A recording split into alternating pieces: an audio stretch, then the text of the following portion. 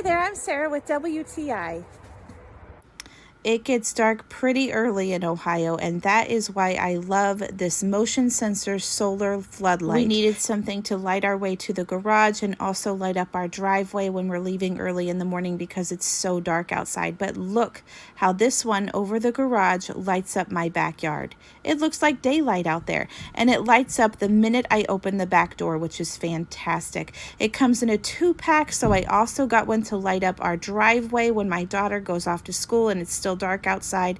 They were so easy to hang. We did it here on sheet metal, and then we also did the other one on our house, and it was just simple screws and hang.